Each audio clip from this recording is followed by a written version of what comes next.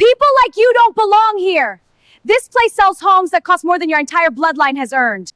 I'm here for the 10:30 appointment. Appointment to deliver what? Disappointment? The humiliation didn't happen quietly. It happened in front of investors, cameras, and champagne glasses. "Look at you," Lucy said loudly. "Your kind don't belong here." The young delivery man froze in the marble entrance. Faded jacket, worn dusty boots, parcel held carefully against his chest, helmet scratched with age. Guests watched like it was entertainment. She walked closer, voice louder now. "People like you should use the back gate. You lower the standard just by standing here." People laughed. A few guests recorded quietly. He tried to speak. She cut him off. "Get lost before I press theft charge against you." Silence stretched. The delivery man didn't argue, didn't react, didn't defend himself. He only looked at her, deeply, and said nothing. But what Lucy didn't know was that in less than 10 minutes, her reputation, her career, her future, everything would collapse in front of everyone, because she had absolutely no idea who she was humiliating. It all started at the gates of one of the most expensive private estates in Washington, Crystal Ridge Manor, where homes started at $8 million, where status was a security pass, and dignity was selective. The morning showcase was in full swing. Luxury cars rolled in smoothly. Valets moved like clockwork. Real estate executives smiled like polished glass. A string quartet played near the fountain. Director Lucy Cole stood near the entrance, sharp suit, perfect posture, expensive confidence. Today was important.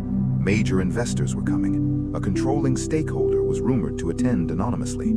Everyone was on edge. Then a motorcycle sound cut through the elegance. Heads turned. A dusty delivery bike stopped at the gate. The rider stepped down slowly.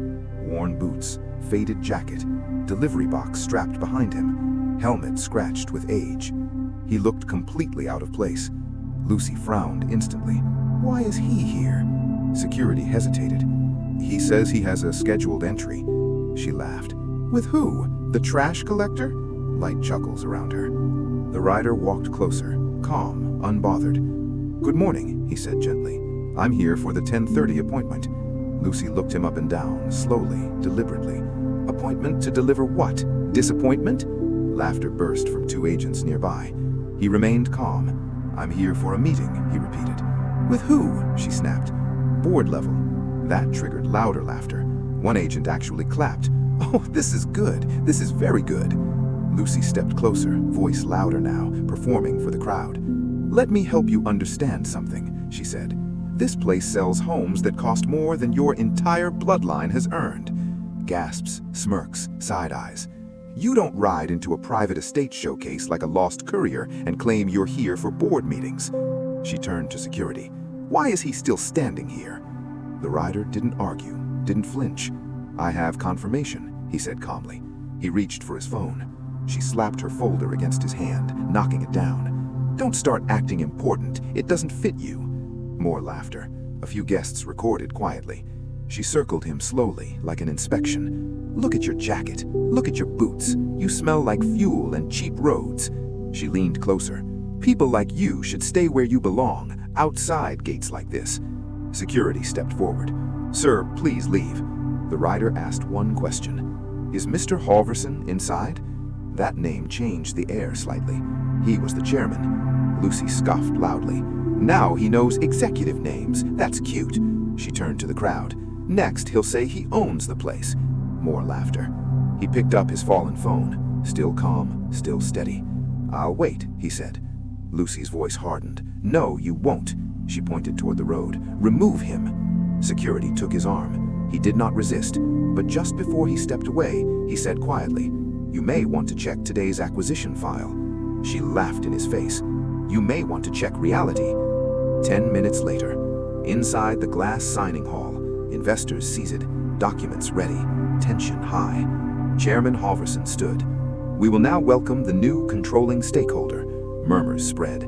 This acquisition was done quietly, strategically, and in full. Doors opened, footsteps echoed. The delivery rider walked in, cleaned up slightly, but unmistakable. Posture different, room frozen. Lucy blinked, once, twice. No. Halverson smiled.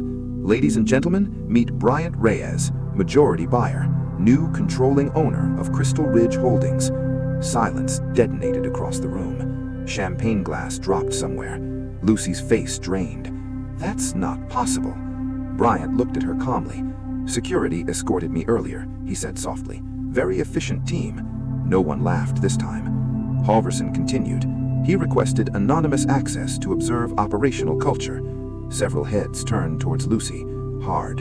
Bryant stepped forward, voice steady. No one fails because they are poor. They fail because others decide they are. Silence pressed into the room. Lucy tried to speak. Sir, He raised a finger gently. Don't repair it.